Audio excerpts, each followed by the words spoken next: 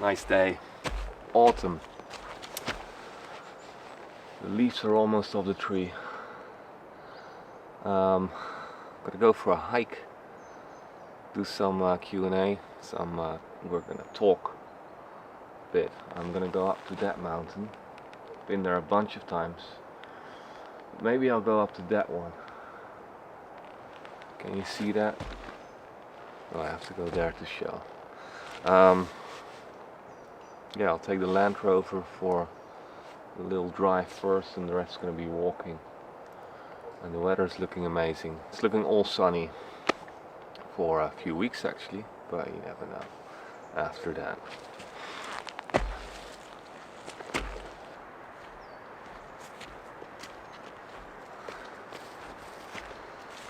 With that one I'm talking about, quite far. You can see a plane flying. That one's more feasible, but I've been there already 5 times or so I want to go further. See if the Land Rover wants to start. I haven't driven it for a while.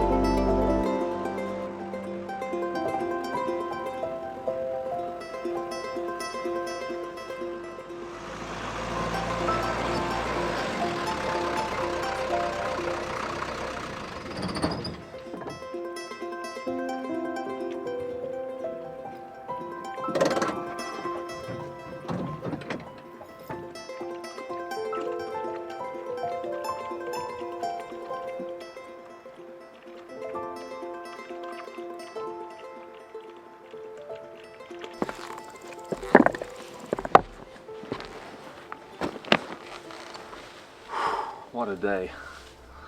Let's do a few questions here before I'm out of breath. I did a community post on YouTube and there were a lot of questions, so I'll just pick a few.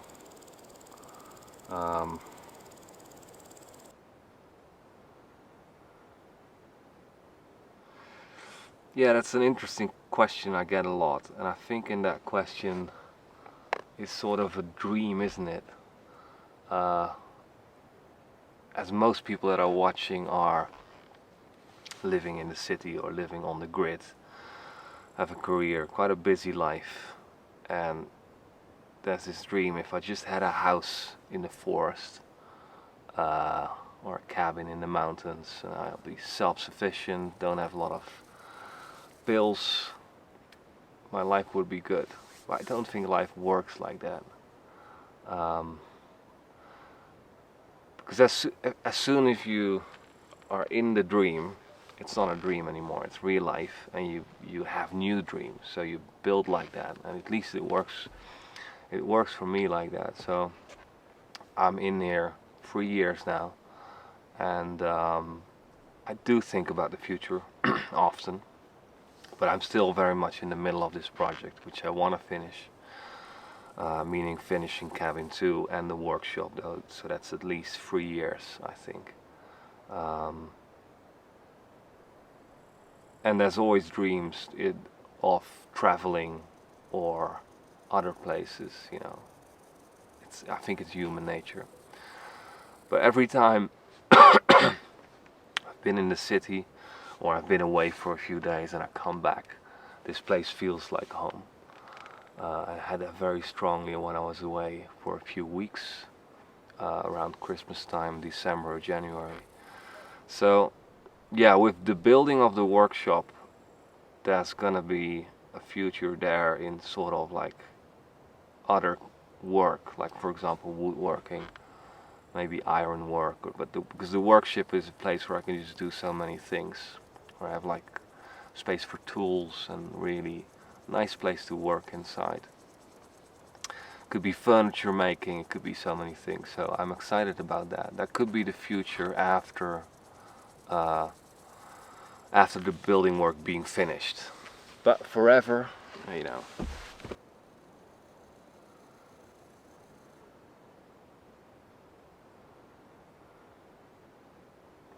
Yeah, I do. Although my social circle is very small here in the mountains, the people that live closest by are foreigners. Some of them have been there for a long time. Johannes is one of them. There's a British lady living down from me. And those are the only full-time residents, so to say. Most Italians have a second house in the mountains, so they go there in the summer.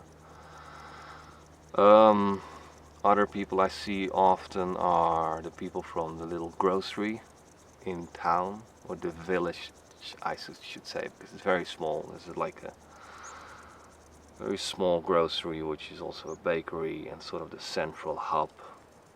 The mayor has coffee there, and the mayor is not a guy in a suit. He's also a farmer. I believe he's been a carpenter. Um, Very small community. Two ladies run the store. They receive my packages and my mail. There's the post office there, which is only open, I believe, 2 mornings in the week, which shows how small the community is.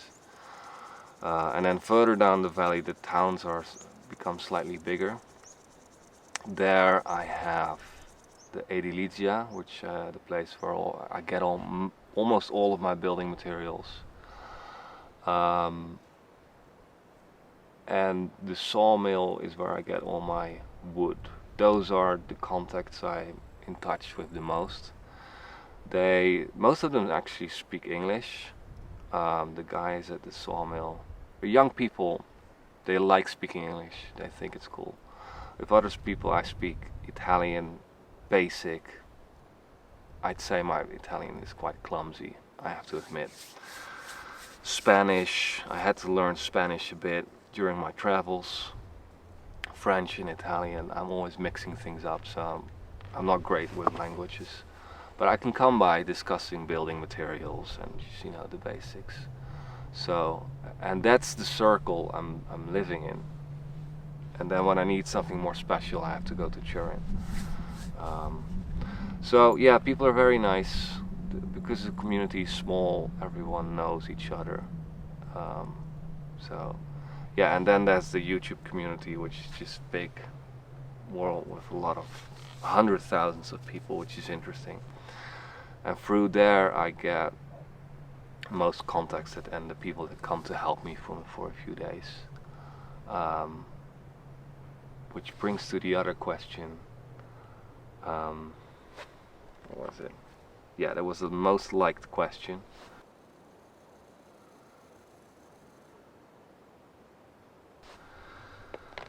No, there's never been a problem, not at all, you know. And I'm not going to complain about people that I don't like or like not so much. I mean, people are coming to help me, which is just amazing that is possible because of the YouTube community. Many people reach out many more than I can answer to. So I mean, there's so many people watching the videos now, which is amazing. So that's a huge luxury. Usually I chat with people a bit before they come, but through Instagram I quickly get a vibe if you get along.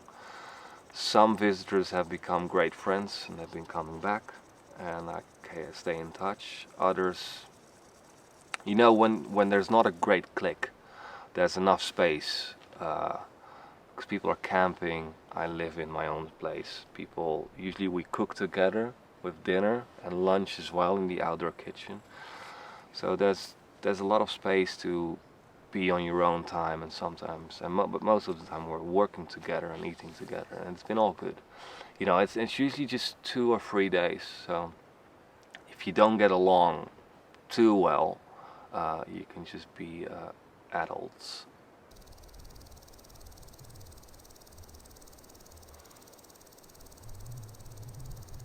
Yeah, getting snowed in is usually just a few days in the year, the last few years, and I always have some pasta and cans of ragu and sauces and bread, so it's never been a problem really.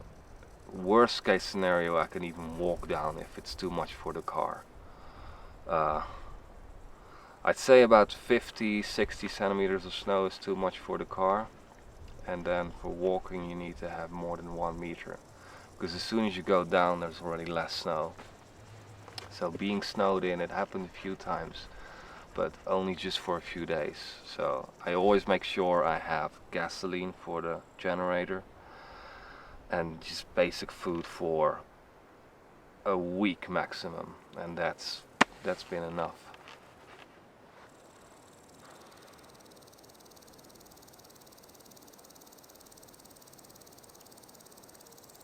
Yeah, there's nothing really that I would do differently. I've prepared everything very well. I work very slow, because most of the work is so permanent, especially if you work with stone and mortar. You just have to think things through really well. A few things like everything you can do, always do better in terms of refinement and woodworking, and just do the work neatly. If you get more experience, your work will get better. But there's no huge mistakes that I made, so I'm glad about that. Only the floor, I'm not really happy with the oil, the linseed oil that's on there. I've only done one layer and it probably didn't dry properly. It was winter, I wanted to move in, so there was not enough time. That could have been done better, and because you always go inside with wet shoes, you know, because you're living in nature, it's muddy with the work you're doing. So the floor is not looking great, but I could always just re-sand it and do a better coating in the future. But other than that, nothing really. I'm really happy with how it turned out.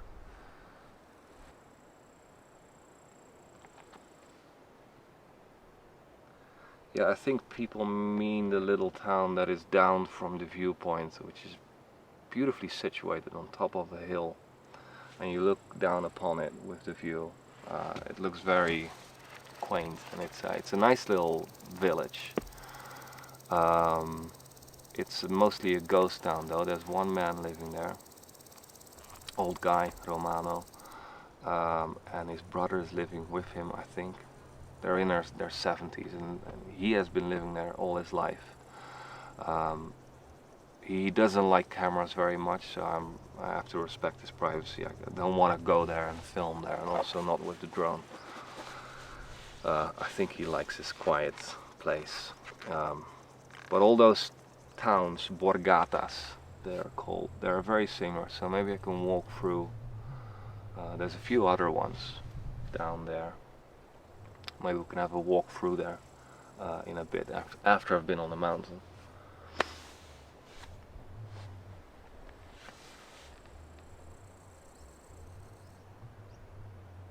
Yeah, the rest later.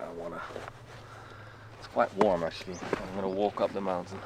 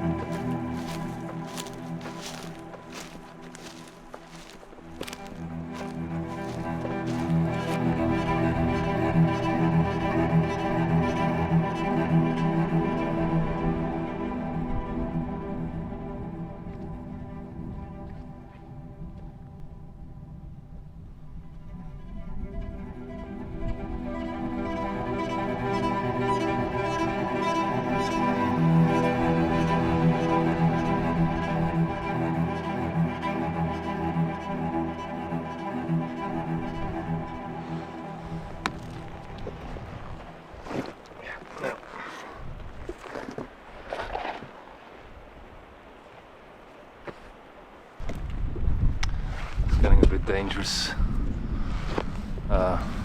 Slipping with my shoes and bringing the tripod. A bit too much here. What a place. Look at that.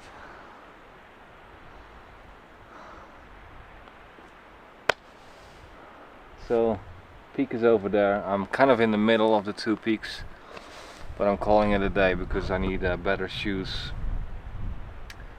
and less equipment.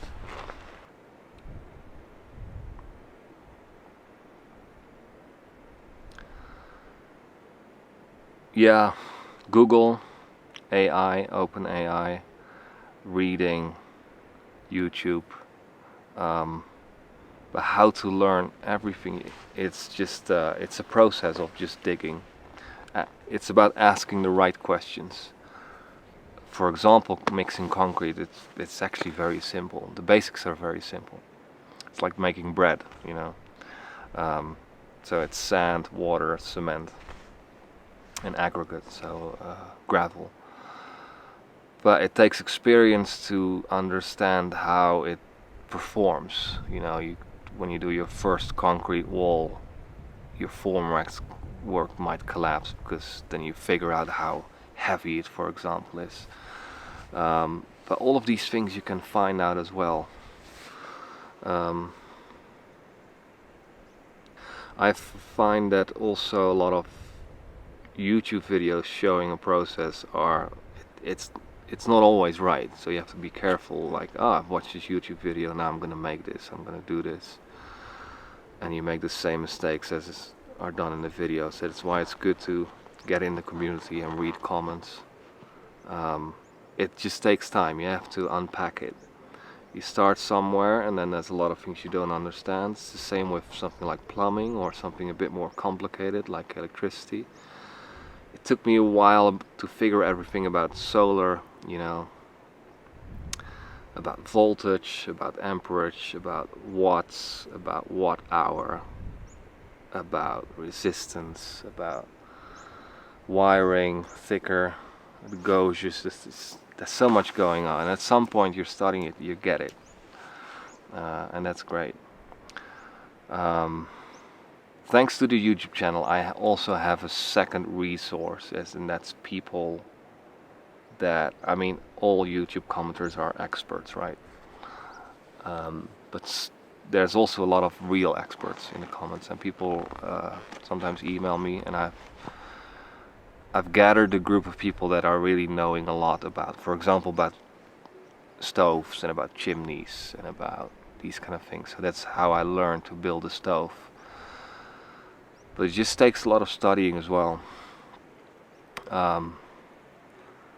All these things like the size of the flue, material, the shape it has to, you know, things like turbulence of the air that goes through a chimney. There's so many things to it. But yeah, you just study. It takes time.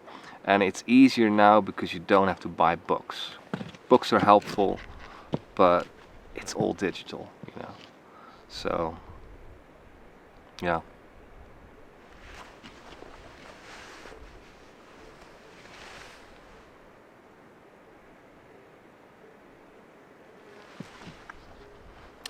I'm actually thinking about creating a Discord page. It's an app, social media. Don't know really how it works. I'm never on Discord, but what I want to do is sort of all the resources and knowledge that's in the YouTube comments, you know, everything that people say, also all of the ideas. An app like Discord, you can categorize it better, and separate topics, and also people that have ideas and want to comment and want to input can post images and people can comment on that. So I think that is great for me to learn things, but I think for the community as well, because then all the knowledge becomes shared, and I think that's great for just learning, you know, and to all the knowledge that's being gathered. Could be a topic of masonry or concrete work or plumbing, or just more the creative ideas for building a house, interior, materials, etc. To have a bit more of a discussion on an app that's more suitable. So I think Discord could be good for that. And the YouTube comment section is already great. I go through most comments, but it's just a huge pile of text, right? There's hardly any topic there, so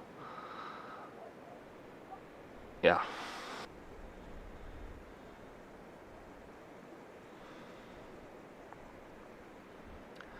A book, yeah, maybe. I want to write a book about the whole project when it's finished. It's a lot of work though. I made 2 books, 1 year on a bike and 2 years on a bike. They're about my 2 long bicycle journeys. They should be available, but I heard from people they're being sold out. So I believe they're reprinting all the time, so that it should be available soon. But a book is a lot of work, and I'm so busy now with YouTube and working.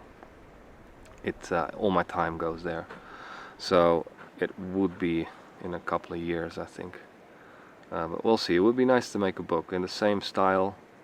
A lot of photos and stories about the whole process. I think that could be nice.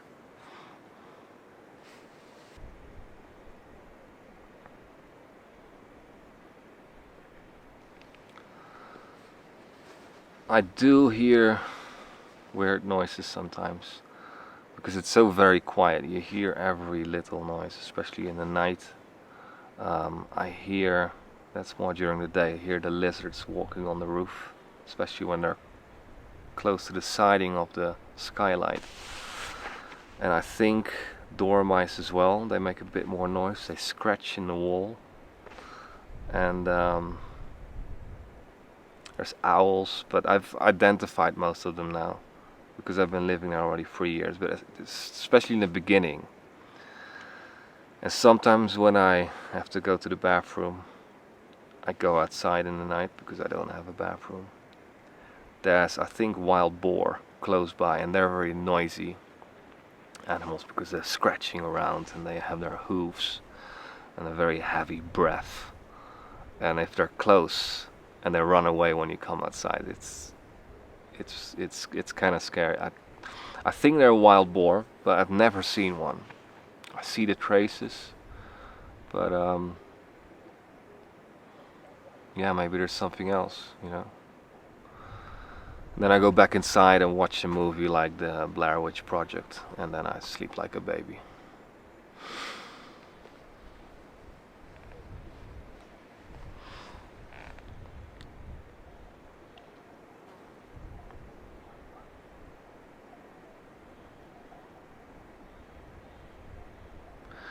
It really depends.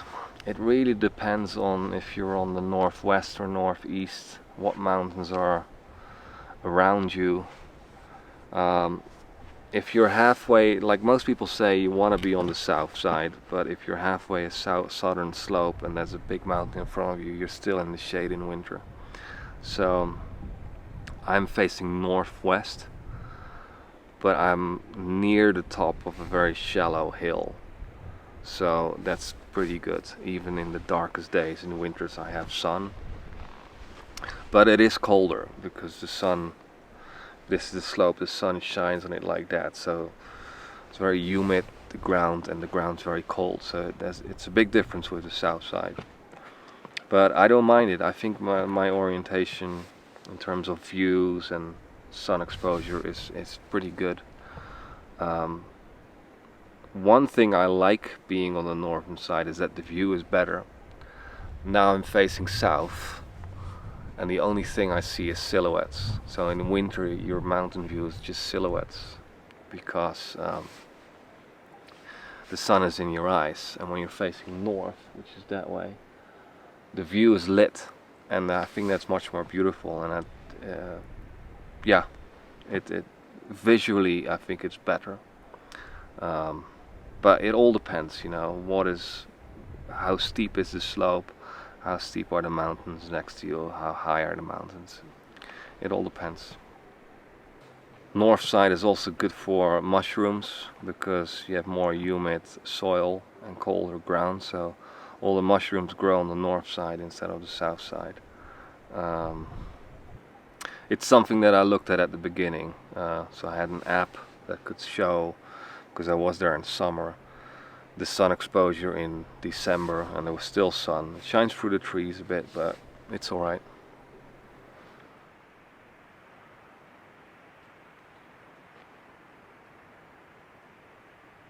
It's not so bad. I had the generator on. It's a gasoline generator. Last week's when it was so rainy, but I think over the winter I burn about 100 liters. I have a 20-liter tank, so yeah, between 100 and 150 over the entire season, so that's not so bad.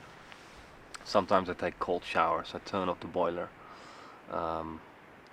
I still want to get off the boilers, and I want to heat the water with the wood stove. I had a design for a stainless steel water tank to sit behind the masonry stove, like a flat tank.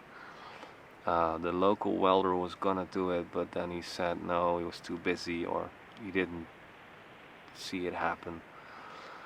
It's quite difficult to weld stainless steel, and especially a flat water tank needs to be quite strong. So I had a design with compartments inside, so there's a lot of welding points to make it strong and rigid, because usually water tanks are round, which makes it a lot easier. But I can't fit a round tank in there, it wouldn't work.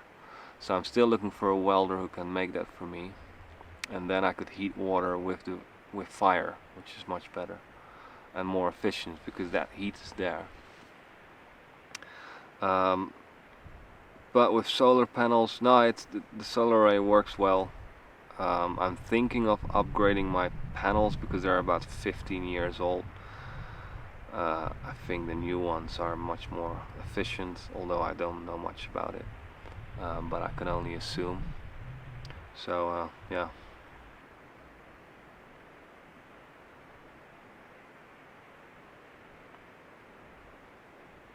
I still like to have goats, just a few, to keep the forest down, keep the grass short.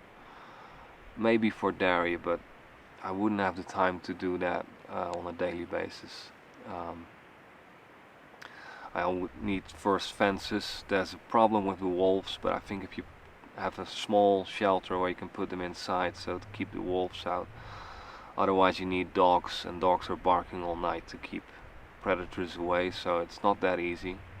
Winter season is long, so probably only for the summer season, where maybe I can borrow animals and take care of them and just pay for it to the farmer. Bees, there's a lot of bees in the valley here, and beekeepers. The honey that I buy is always local, but I'm too high in altitude for that. I think the max here, they have bees at 800, max 700 I'd say. Otherwise the season is too short and it's too cold. It wouldn't work.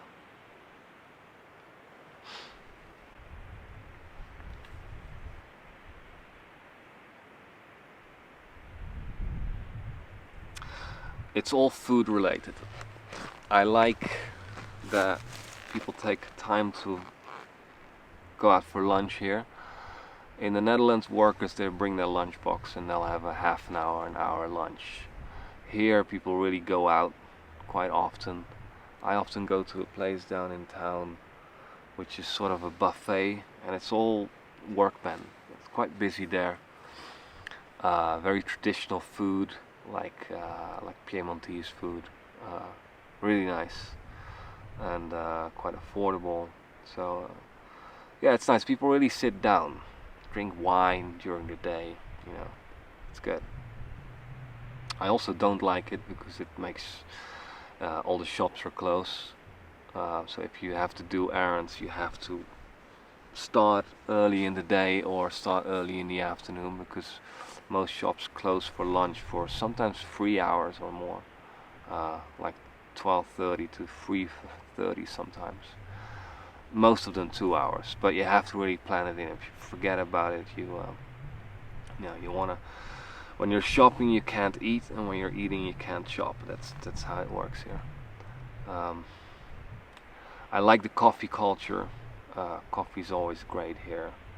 You drink it at the bar. Service is fast. Quality is good. It's affordable too. Um, it's always great here. Um, I like the gelateria.